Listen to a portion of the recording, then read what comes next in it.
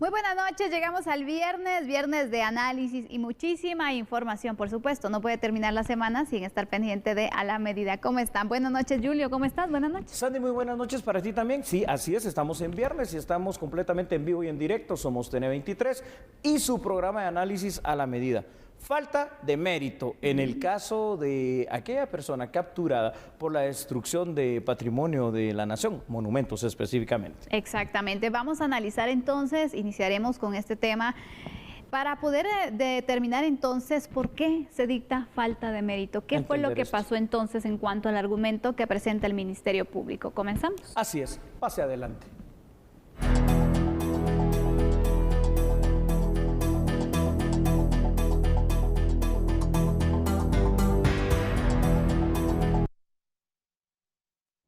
Bueno, esto hay que entenderlo, ¿verdad? Las imágenes eran claras, es decir, esta persona sí es, en parte, porque no solo él, responsable de todo esto que sucedió, y también habían otras personas que no lograron individualizarse, pero se dicta precisamente la falta de mérito. Muchas personas en el ínterin estuvieron precisamente durante estos días hablando de una situación, de una detención ilegal. Nosotros el otro día explicábamos cómo doctrinariamente el tema de la flagrancia puede ampliarse en el proceso penal guatemalteco, pero bueno, no es lo que pasó hoy, así que me parece que lo mejor será empezar explicando estos argumentos jurídicos y artículos. Exactamente, me parece muy bien, Julio, porque creo que legalmente debemos explicar qué fue lo que pasó y cuáles fueron entonces esos elementos que marcaron entonces para que el juez determinara que era una falta de mérito. Es correcto, Sandy. Bueno, y vamos a verlo con el apoyo de nuestra producción.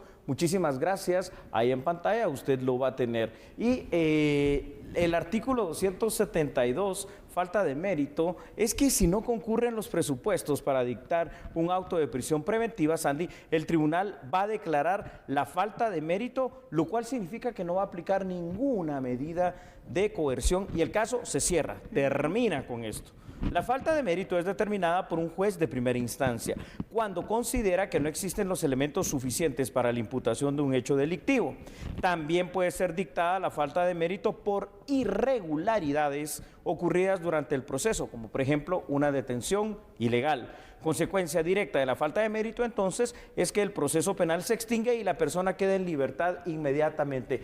Vamos ahora a tratar de entender porque si las imágenes sí nos muestran a esta persona tomando la cabeza de la estatua de Reina Barrios con su playera roja, su sombrero café, tirándola y estando en este grupo de manifestantes, inclusive con las cuerdas, ¿por qué se dictó la falta de mérito? La defensa técnica tuvo la habilidad, hay que decirlo así, la habilidad jurídica de alegar en su defensa el hecho de que la detención fue ilegal porque no fue ni por orden de juez competente, obviamente no da tiempo si esto acababa de ser, y que no fue en flagrancia. Flagrancia es en el momento en que se está haciendo, pero vemos que si después de hacer eso, como hicieron, se desplazaron de la Avenida de las Américas hacia la Avenida de la Reforma y luego hacia la Plaza de la Constitución, podría entenderse esa flagrancia extendida. Sin embargo, aquí es donde da cólera una cosa, ¿y sabes cuál es? El hecho de la presencia policial ahí en el lugar de los hechos, pues sí que no hayan hecho nada, ¿no? Porque ahí hubiese habido la flagrancia total. Exactamente, en ese momento podría darse la detención. Pero Julio,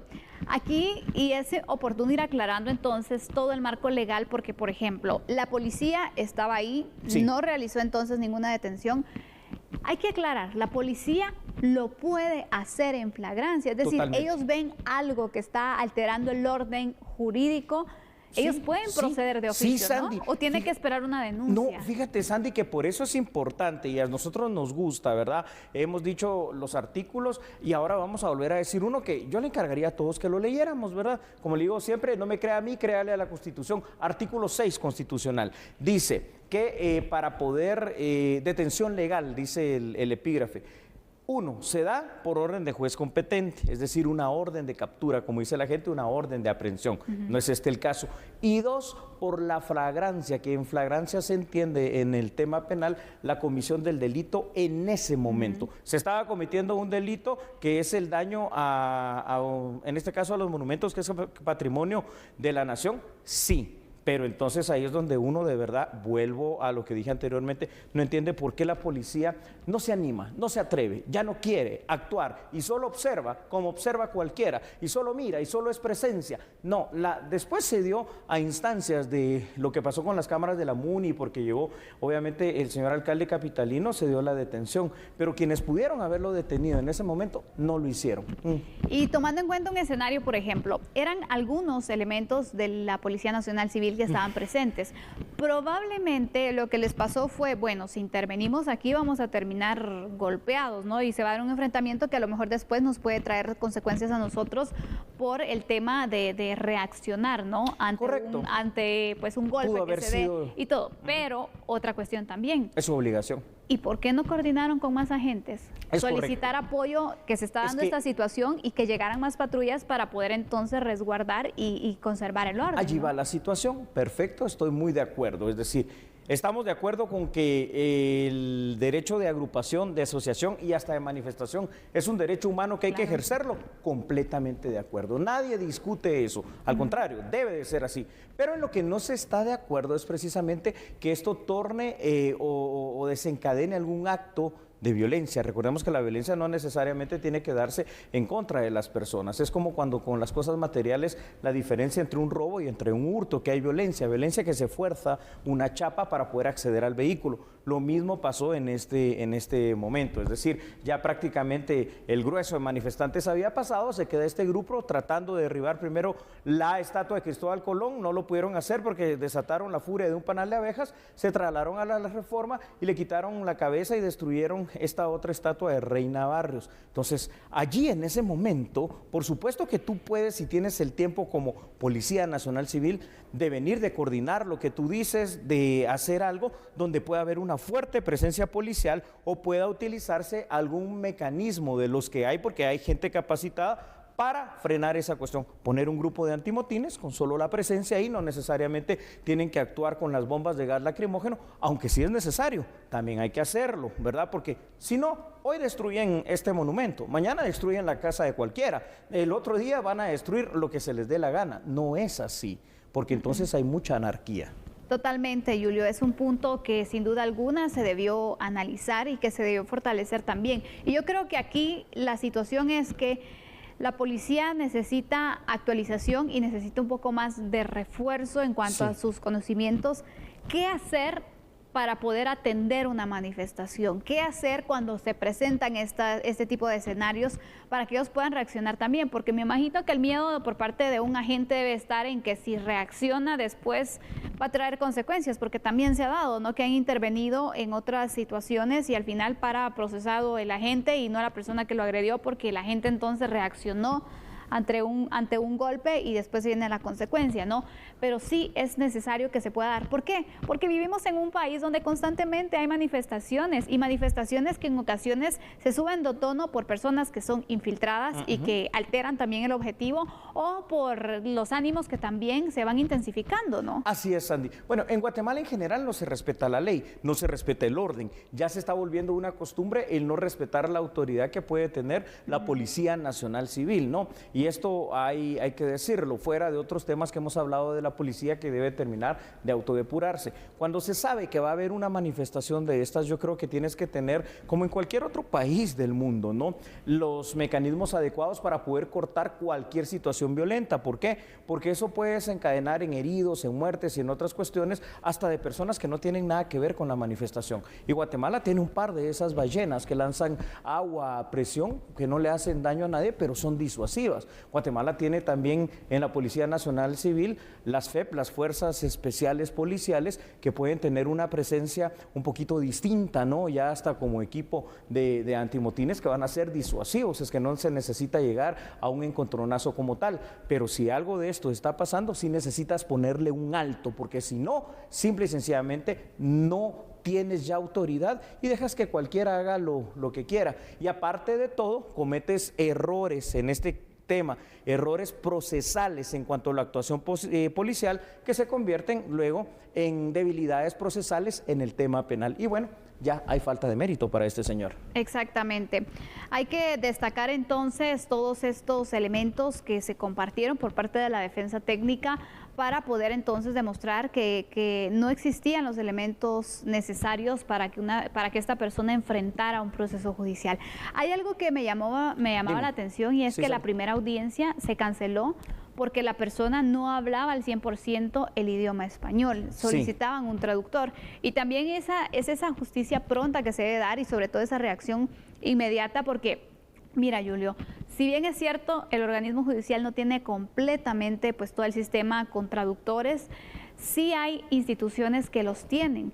Incluso, por ejemplo, en el Ministerio Público hay, en el organismo judicial se tienen algunos, la Defensa Pública Penal también tiene otros, y es solicitar el apoyo interinstitucional que existe entre las instituciones del sector justicia para poder dar una respuesta pronta y que esta persona reciba entonces la atención, porque también es parte de un proceso. Por lo menos que entienda por qué se le está juzgando. Dos cosas le hacen falta al sistema de justicia en esto que tú estás hablando, y es algo que se pierde porque fíjate que al principio del funcionamiento de la instancia coordinadora de modernización del sector justicia, hace como 15 años atrás, se formaron a muchos intérpretes jurídicos, pero judiciales, es decir, que entendieran otro idioma aparte del español, pero con los tecnicismos de debate, con los tecnicismos jurídicos para explicarlos, y los peritos culturales. ¿Qué es eso? Los peritos culturales son aquellas personas que, siendo pues obviamente de cualquiera de las etnias indígenas, pueden darnos referencia de pensamientos, de cosmovisión, de situaciones de multietnicidad también, que son importantes tener fuera, que puede catalogarse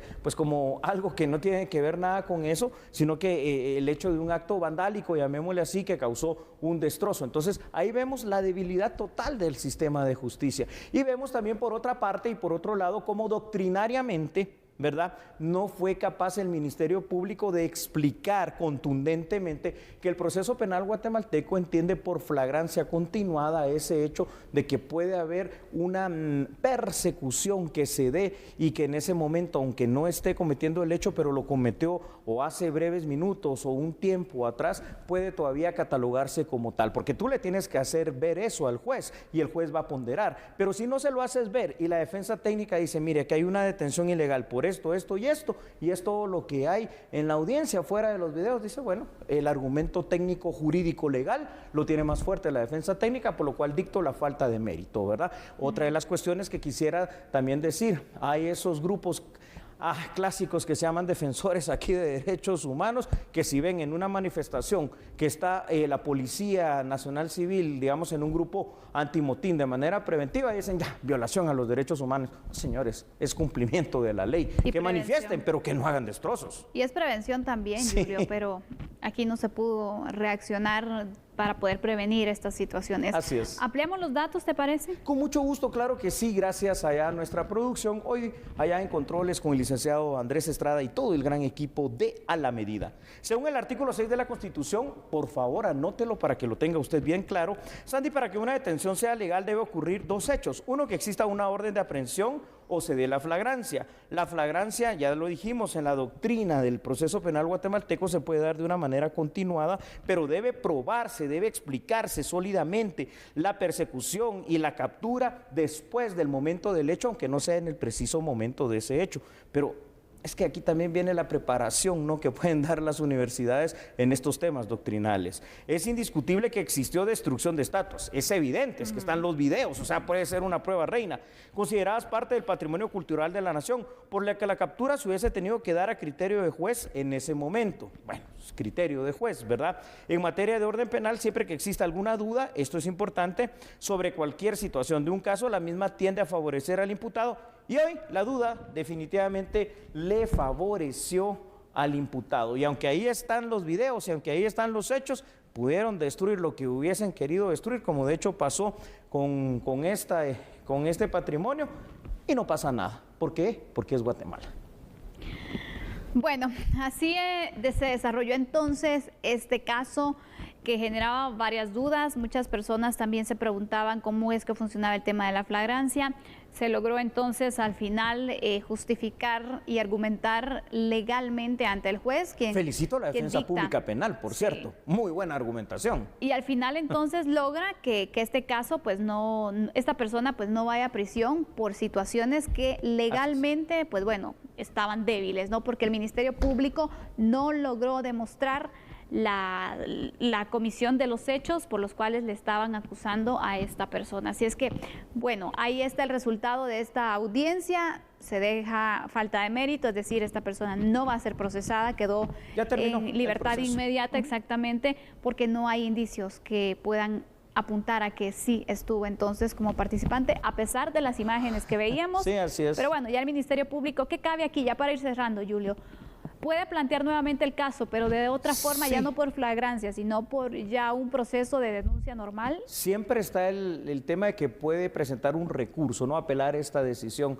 Sin embargo, lo que ya no logró probar en su momento difícilmente lo va a hacer, aunque aquí ya le estamos dando los tips, ¿no? Para que se vayan a la doctrina del derecho procesal penal y puedan plantearlo así, solo que ya tendría que ser hacia un ente superior.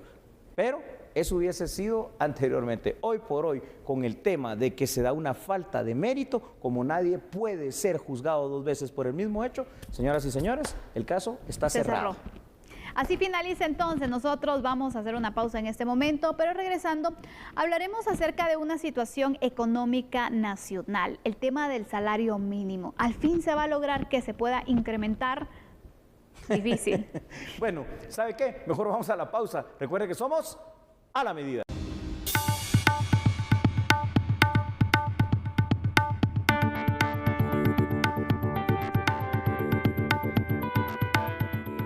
Lastimosamente no hay un acuerdo, digámoslo así, entre sector trabajador y sector empleador. De parte nuestra, la idea de este año fue empezar las discusiones antes con nuestro objetivo era poder tener una discusión más enriquecida. Yo creo que se logró, incluimos elementos de análisis que no se habían tomado en consideración. También dentro de este marco está la creación de las nuevas comisiones paritarias. El sector empleador pide que siga vigente el salario actual, sin aumento, mientras que trabajadores propusieron una paga diaria de 150 quetzales. El proceso que continúa es la recepción de los informes del Banco de Guatemala e ICS para que posteriormente la cartera de trabajo remita los análisis al presidente de la República para que se tome una decisión. Tenemos que cumplir con esperar, tienen 30 días una vez reciban el acta de la Comisión Nacional de Salario, las 2 instituciones para pronunciarse. Esperamos que lo hagan antes y eso nos permitiría no tener que llegar a los últimos días del año. Sin embargo, si es así, pues así tendrá que tomarse, pero poder tener una decisión más informada y antes de no amanecer el 1 de enero a sabiendas de cuánto será el salario. Esto parece la historia y el cuento de nunca acabar, televidentes y Sandy, porque año con año, yo no sé, fíjense ustedes, esto está regulado, ¿no? De cómo es que se trata el tema del salario mínimo, que las comisiones paritarias, que las discusiones aquí, que los representantes obviamente de las distintas cámaras empresariales, que los representantes sindicales, no se llega a nada. Y no se llega a nada, ¿por qué? Porque unos quieren aumento y el aumento por supuesto que está bien, pero cuando es desmedido, pues vienen los otros y dicen no, entonces no cedemos en nada. Al final de cuentas pasa lo de siempre. ¿Y qué es lo de siempre? Que se deja después de todo un año de discusión estéril, más estéril que esto si esto fuera un desierto, que la decisión la tome Presidencia de la República. Y ahí, pues bueno, ya hemos visto lo que ha pasado. En los últimos años los aumentos han sido, como casi siempre, magros, tan magros que, por ejemplo, el salario mínimo más alto de los 3 salarios que hay, porque está el salario de actividades no agrícolas, el salario mínimo de actividades agrícolas y el de maquila y exportadoras, el más alto de referencia, para que tengamos todos una idea, es de 3.075 quetzales con 10 centavos y la canasta básica está en 3.025, o sea que no creo que vaya a haber mucho avance. No, otro año sin salario mínimo. Otro año. Mira. Aumento, pues. Al final, el punto es de que siempre, lo que tú apuntabas, siempre se deja, o por los últimos años se ha dado esta situación que se deja entonces la decisión en la presidencia.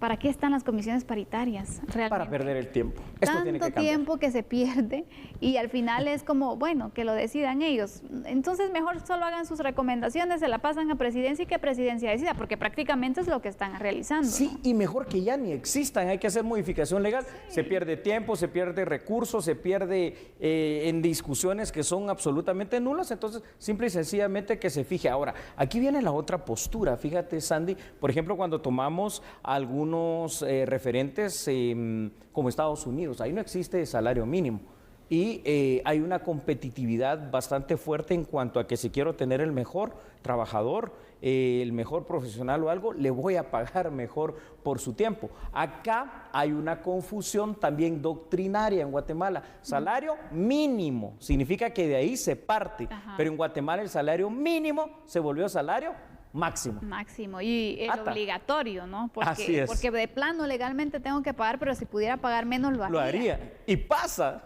Exactamente, Julio. Qué triste la verdad, qué difícil la situación porque, miren, realmente comprendemos que a nivel empresarial la crisis, la pandemia ha generado complicaciones económicas, sí, pero también para el trabajador. También para el trabajador que ha tenido que, en algunos lugares han recortado prestaciones o han quitado, por ejemplo, horas extras, han acortado el tiempo, de verdad, han reducido incluso los salarios, llegando casi al salario mínimo en algunos casos que a lo mejor pues ganaban un poco más. ¿Por qué? Por la crisis económica, ¿no? Pero también no se habla de los hogares que han tenido que reducir sus ingresos, pero los egresos siguen siendo elevados, Julio, porque mira, aquí lo apuntabas muy bien, el precio de la canasta básica alimentaria está muy alta y cada vez sube. Entonces aquí tampoco hay un control de decir, bueno, le vamos a poner tope porque no coincide y no tiene relación con el salario mínimo, que tiene que ir equitativo, ¿no? Para que de esta forma también se garantice la alimentación básica a todo hogar, Julio, pero no, aquí de verdad la canasta básica aumenta y no hay quien lo controle y que cada quien mire cómo se las arregla, ¿no? Y lo peor de todo esto, Sandy, es que fuera de la canasta básica, si estamos hablando, por ejemplo, de un grupo familiar, hay otras necesidades, salud, medicina, gasolina, teléfonos. Está ahí. Así es, entonces tenemos que tener la canasta ampliada, ¿no? 6,995 quetzales. Quiere decir que tendrían que haber por lo menos 2 personas que ganen el salario mínimo para medianamente cubrir esta canasta ampliada que está calculada para 4 personas. ¿Y si no las hay? O si no se gana ese salario mínimo, o si se queda sin trabajo, ¿por qué? Porque ahora resulta que por cada persona que al día de hoy, y eso está bien difícil, consigue un trabajo, se quedan por lo menos 200 personas sin trabajo, porque ahora resulta que ya los índices laborales están tan mal por lo que sea y hasta por la pandemia, que estamos llegando a un 79% de personas dedicadas a la informalidad. O sea que solamente podríamos decir que entre un 20 y 30% de personas trabajan en empresas, en industrias, en situaciones que saben que al final de eso, cada quincena, van a tener su salario asegurado. Los demás dependerán de las condiciones, de la competencia, de si venden o no venden y si algo pasa. Pero como no pasa, entonces vemos violencia, vemos inseguridad, vemos migración, vemos desnutrición, vemos todos los problemas. Vamos ampliando con algunos datos, ¿te parece, Julio? Porque es necesario también dar cierta información sobre este tema. Sí, con mucho gusto. Vamos a ir con esos datos. Estas imágenes son impactantes, como usted las puede ver. El Ministerio de Trabajo, Sandy, publicó el 30 de diciembre del año 2020 el Acuerdo 250-2020, que estableció ese salario mínimo para el actual año. En el acuerdo fue señalado que los efectos económicos y sociales de la pandemia por COVID-19 tenían una repercusión en sociedades como la guatemalteca. No realmente repercute en todo el mundo. Por ello, en el acuerdo se consideró necesario mantener los salarios mínimos vigentes. Y eso puede volver a pasar, eso es lo dramático. Para el presente año el salario mínimo vigente equivale a 90 quetzales con 16 centavos diarios para las actividades agrícolas, 92.88 para actividades no agrícolas y 84.88 para actividades de maquila. Y bueno, pues ahí tenemos esta situación que al final de cuentas el principal afectado, como siempre, de todo esto es el trabajador guatemalteco. No creo que vaya a haber aumento. No, yo tampoco. Lo veo muy complicado, Julio, porque si en otros escenarios donde la economía ha estado mejor, en teoría, no se ha hecho, imagínate tú ahora. Se va a hacer aquí. No, exactamente, cuando estamos trabajando en una recuperación económica y cuando existen mayores justificaciones de no dar un aumento, ¿no? Es difícil por el panorama entonces que se está viviendo para la clase trabajadora formal. Sí. Porque estamos hablando aquí entonces de un salario que también está pues controlado en ley y que toda persona que esté en ley también, con un contrato y todas las formalidades, pues bueno, puede exigir ese salario mínimo. Pero por eso es que hay otras personas que todavía trabajan, Julio, por menos, facturando. Claro, sin prestaciones. Sin prestaciones, en la informalidad, porque no tienen la oportunidad entonces ni siquiera de ganar el salario mínimo y por lo menos tener prestaciones. No la tienen. Sandy, lo que tú dices es muy cierto. Aquí mismo, como todos ustedes saben, en los distintos noticieros de Albavisión hay varios segmentos y en uno específico donde participo, donde se hacen estas preguntas jurídicas, unas preguntas recurrentes vienen relacionadas a eso. Es que mire, tanto tiempo yo he trabajado, me dicen que no tengo derecho a mis prestaciones. Eso no es cierto. Sabemos que el derecho laboral es un derecho humano, que aunque usted haya firmado un contrato donde le digan que no tiene derecho a esas prestaciones, si se presenta primero a la fase administrativa en la Inspección General de Trabajo, se le va a hacer el cálculo de las mismas. Y si ahí no se llega a conciliar, pues en los tribunales de trabajo va a conseguir esa justicia. Ahora, ¿qué trabajador va a tener el tiempo y va a tener el dinero para promover esta cuestión? Porque esto también significa dinero. Tiene que poner un abogado, tiene que hacer los memoriales, tiene que estar en las audiencias, tiene que pedir tiempo. O sea, al final de cuentas es un círculo bastante vicioso en el cual el trabajador se encuentra pues ahogado en su mismo salario. Y quienes no están en esto y tratan de emprender sus propias empresas, o no venden lo suficiente, o con la pandemia vienen y quiebran, o simple y sencillamente los extorsionan. Entonces, Sandy, ¿qué hacemos en Guatemala? Exacto. Se ha conocido también de personas entonces que dan a conocer el panorama y lo difícil que les ha tocado en esta pandemia, Julio, que han indicado y comentado, ¿no? El hecho de que las empresas donde estaban formalmente, donde ganaban el salario mínimo, optaron también, bueno, no vamos a despedir, pero vamos a hacer movimientos. Vamos a liquidar y vamos a reducir el salario para las personas que se quieran quedar, ¿verdad? Porque si no, pues también pueden buscar otras opciones, situación que está complicado también, porque encontrar un trabajo está complicado, no difícil, pero sí cuesta un poco, Julio, también. Entonces, aquí vemos cómo la situación se empeoró para varios trabajadores. Es decir, si yo quiero seguir ganando mi salario quincena a quincena o mes a mes, bueno, tengo que aceptar esta reducción y sin prestaciones, porque significa entonces que tengo que facturar, que tengo que ganar menos, pero voy a tener algo. Esa es como la esperanza, ¿no? Eso es lo que les ha tocado vivir a algunos que cuentan y están relatando la situación y que están en busca del trabajo, pero que tampoco se les ha hecho fácil, ¿no? Sandy, al final de cuentas, este tema del salario mínimo, fuera que es recurrente, de que no aumenta y se aumenta 5 quetzales, 10 quetzales, que tampoco son significativos, se está convirtiendo en algo que yo creo que mira qué paradoja. Tenemos un extraordinario código laboral, ¿no? Hecho allá en la época de Juan José Arévalo Bermejo, pero resulta que a pesar de tener unas leyes laborales tan buenas, no tenemos una protección real en el tema del salario, del sueldo, de como usted le quiera llamar, para el trabajador, y en ese tema no avanzamos, no encontramos la salida.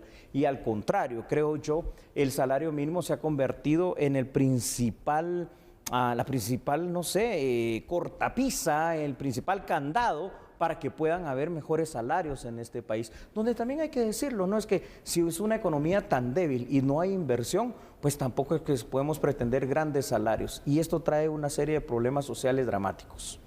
Totalmente, Julio.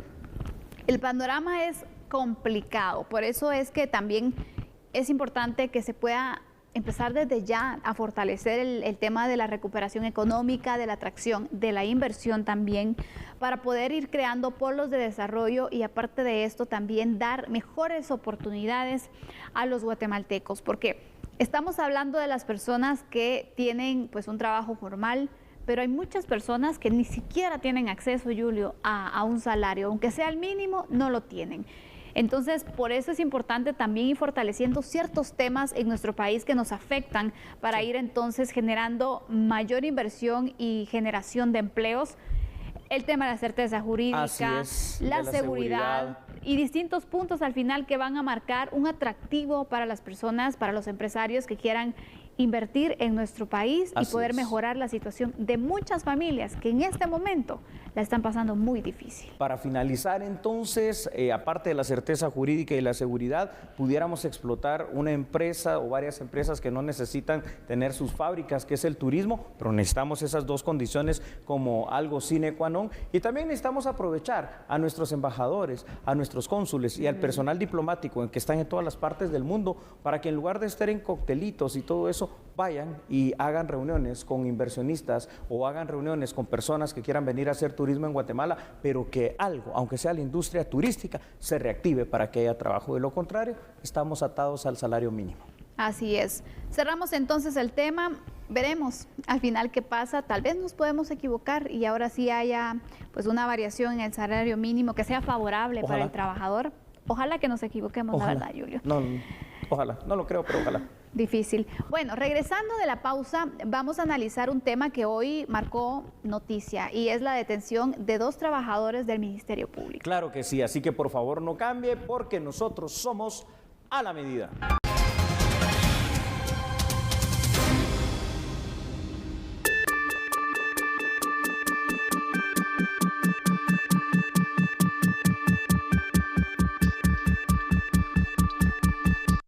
Una denuncia anónima hizo posible la detención de un fiscal y un auxiliar fiscal del Ministerio Público que laboraban en el departamento de Zacapa.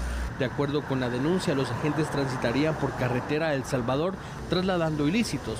Oficiales de la Policía Nacional Civil les marcaron la señal de alto a la altura del kilómetro 17. Los lograron identificar y al momento de realizar la inspección encuentran 4 paquetes de dinero en efectivo. Al preguntar a los agentes fiscales sobre la procedencia del dinero, no pudieron explicar de dónde lo habían obtenido, por lo que se les da aviso a las autoridades correspondientes. Por consecuencia, se aprehendió a los involucrados.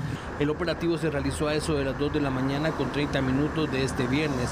Las personas implicadas viajaban a bordo de un vehículo tipo pick-up registrado con las placas particulares P527 DNC y fueron identificados como Alberto Muñoz Guerrero, de 49 años, quien presentó su gafete como agente fiscal, y Walter Danilo Hicho Sandoval, quien presentó su carnet de auxiliar misceláneo. Ninguna de las 2 personas contaba con algún documento que los amparara como propietarios del dinero encontrado. Por consecuencia, oficiales de la Policía Nacional Civil dieron el aviso correspondiente al Ministerio Público, quienes llegaron al lugar para realizar la diligencia correspondiente.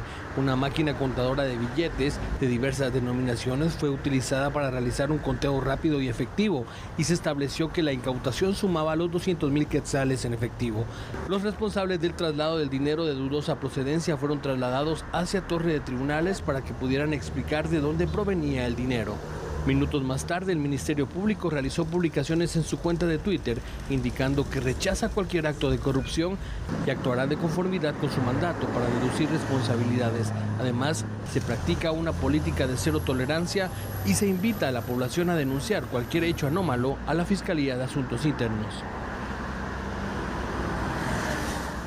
Considero que más que las instituciones, aunque también ya tenemos que ser los guatemaltecos que nos pongamos en una posición muy firme, Sandy, y esa posición debe ser cero tolerancia a la corrupción. Ya es demasiado lo que pasa, porque ahora no puede ser que estas 2 personas, un agente fiscal y un auxiliar fiscal, se vean envueltos, porque esto, fíjate que no se dio de casualidad, ya venía todo un seguimiento por parte de la Fiscalía de Asuntos Internos. Hubo una llamada incluso que alertó. Exactamente, una llamada que alertó, y mira la hora, ¿no? O sea, aquí hay todo un ánimos necandi, ya cuando nos vamos precisamente a los temas penales, por parte de estos personeros del Ministerio Público que fueron aprehendidos, es decir, capturados, porque utilizaron hasta la nocturnidad, es decir, casi que el despoblado, ¿no? 2 y pico de la mañana para que nadie nos mire, que lleguemos tranquilos, nadie nos intercepta, pero resulta que el seguimiento, el trabajo de la Fiscalía de Asuntos Internos y la llamada que los delata hace que se coloque un retén policial y bueno, efectivos también, porque a esas horas de la noche solo ves las luces, no ves qué carro es, pero bueno, detuvieron el carro que era, y no puede ser, ¿no?, que personal del Ministerio Público que está, pues para que se haga justicia, esté metido en estos asuntos de la alta corrupción del Estado guatemalteco. Están para investigar y no para ser investigados al final, ¿no? Mira, Julio, la verdad es de que por situaciones como estas, a veces se condena una institución completa y tiras por un lado todo lo que se ha hecho también. Y creo que en este punto imagínate, ¿cómo tú vas a creer que una persona que vas a contratar va con el fin de robar? Va con el fin de cometer un delito. Es muy difícil. Cuando tiene que investigar eso, ¿no? Y combatirlo. Exactamente. Aquí vamos como parte de la ética, de los valores, que vienen desde el hogar, Julio, también para que lo puedan entonces emplear y poner pues en práctica profesional, ¿no?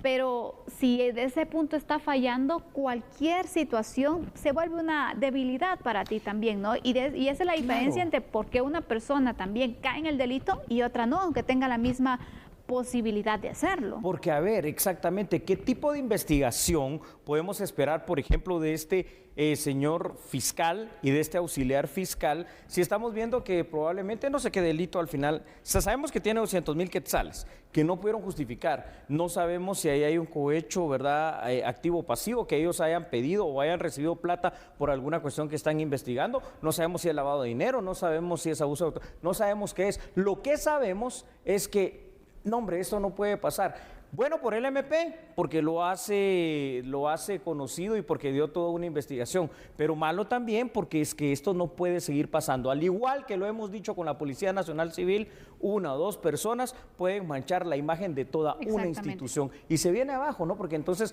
¿qué credibilidad va a haber para poder denunciar? Ahí es donde uno tiene esa decepción. Consultando un poco acerca de los controles internos que tiene el Ministerio Público al momento de contratar, se han ido fortaleciendo temas como, por ejemplo, cada vez que una persona está optando a un puesto en el Ministerio Público, hay una investigación previa, ¿no?, que se le hace.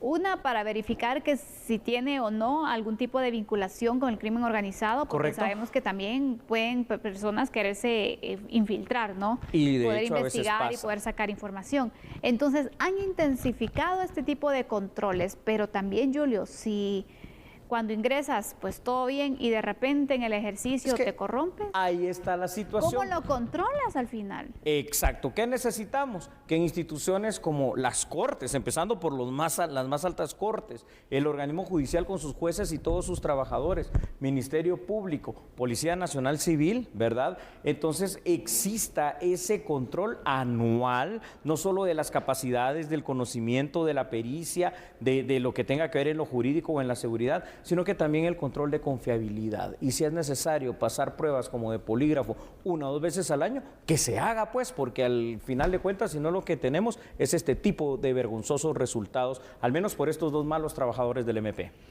2 trabajadores que ahora pues estarán enfrentando un proceso. Sí. Se debe seguir entonces cada etapa del mismo y de esta forma entonces que se determine frente a un juez la culpabilidad o no, para que de esta forma también a nivel interno del Ministerio Público pues tome sus decisiones. Eso es correcto. Bueno, ahí hemos presentado estos 3 casos de análisis, pero si usted cree que eso es todo, está muy equivocado. O sea, ahorita continuamos con algo muy interesante también. Así es. Más información nacional. Ya volvemos. No cambie, somos a la medida. Y bueno, regresamos con noticias nacionales porque el encuentro Fortaleciendo lazos comerciales entre Guatemala y Colombia fue catalogado como un éxito por parte del ministro de Relaciones Exteriores. El ministro de Relaciones Exteriores, Pedro Brolo, calificó de positiva la visita oficial que realizó el presidente Alejandro Yamatei a la República de Colombia, la cual fue realizada el pasado jueves. Según el canciller, se acordó de manera verbal varios proyectos bilaterales en distintas áreas, entre estas el turismo y el comercio. La voluntad política de los 2 presidentes cuando se unen para esforzarse y potenciar genera obviamente pues que las economías de los países puedan alcanzar mejores niveles comerciales. En este sentido se habló de una ampliación del Tratado de Libre Comercio que ya se tiene con Colombia. Se habló de incrementar las delegaciones de visitas empresariales tanto de colombianos hacia Guatemala como de guatemaltecos hacia el exterior. El canciller confirmó una inversión de capital colombiano para diciembre próximo, además del incremento de exportaciones e importaciones entre ambas naciones. En diciembre estará entrando una compañía de BPO muy grande que va a traer 1.500 nuevos empleos para Guatemala. También hay nuevos productos que están yendo para Colombia. En diciembre se está proyectando una exportación productos que va a alcanzar entre el 2.5 y el 3.5 millones de dólares de exportaciones de productos guatemaltecos hacia Colombia. Se ha hablado del apoyo en intercambios de candidaturas multilaterales, de apoyos bilaterales, del intercambio también del alcance aéreo. Queremos tener más rutas colombianas en el país. Se habló de potencialmente tener una ruta, una línea aérea aquí en Guatemala con bandera guatemalteca, con inversión colombiana para que sea una ruta de corto alcance, de baja tarifa. La visita oficial de la delegación de Guatemala estuvo encabezada por el presidente Alejandro Yamatei y los ministros de Economía, Defensa Nacional, además de los viceministros de Gobernación Carlos Franco y el viceministro de Energía y Minas Manuel Arita.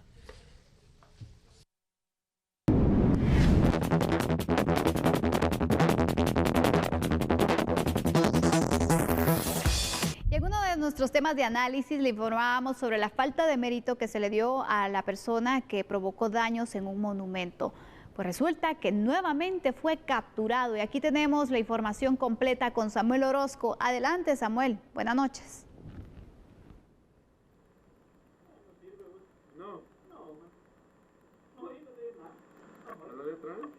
Samuel Orozco, escuchamos tu reporte sobre esta detención que se realiza nuevamente del señalado por la destrucción del monumento. Adelante contigo. Buenas noches.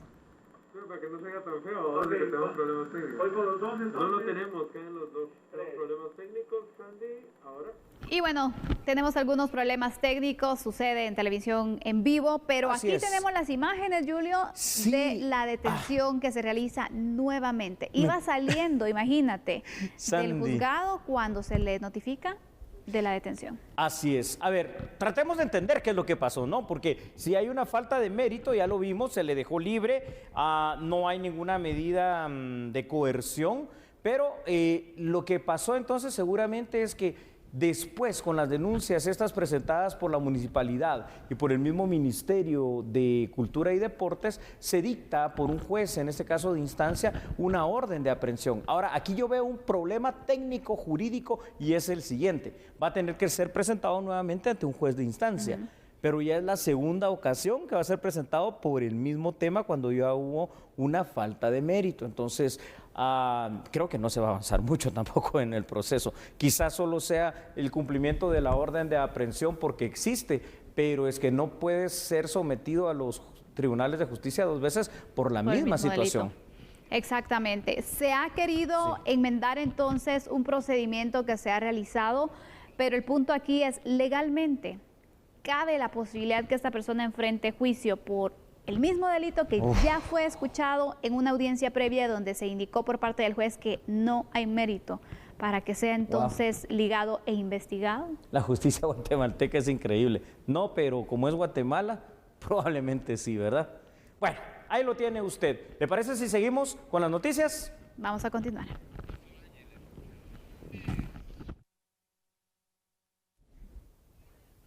Y siempre en los temas penales, ¿sabe usted que en el juzgado sexto penal de instancia, obviamente penal, se canceló esa audiencia de primera declaración de 4 personas que están señaladas y vinculadas al caso del crimen de Angie Nicole y su señora madre? ¿Quiere saber qué es lo que pasó? Pues con mucho gusto aquí lo tienen a la medida. El domingo 5 de septiembre de este 2021 se reportó la desaparición de Angie Nicole Cáceros Ramírez, de 16, y su mamá, Blanca Lesbia Ramírez Chacón, de 52, fueron vistas por última vez en la zona 18. 3 días después, en una calle desolada, carretera San Pedro Yampuc, fueron localizadas sin vida. La Fiscalía del Delito de Femicidio, en coordinación con la sección de femicidio de la Policía Nacional Civil, inició la investigación para establecer a los autores materiales e intelectuales del doble crimen. El 1 de octubre, tras varios allanamientos, inspección y registro en Izabal y Chiquimula, se reportaron las primeras capturas. El reporte policial identificó a los sospechosos como Catherine Alexandra Cáceros Centeno, Ligia Imelda Ríos Aguilar, María Fernanda Salguero Caballeros y Edimis Ordóñez. Los detenidos fueron puestos a disposición del juzgado sexto penal de la ciudad capital para resolver su situación legal ante juez competente.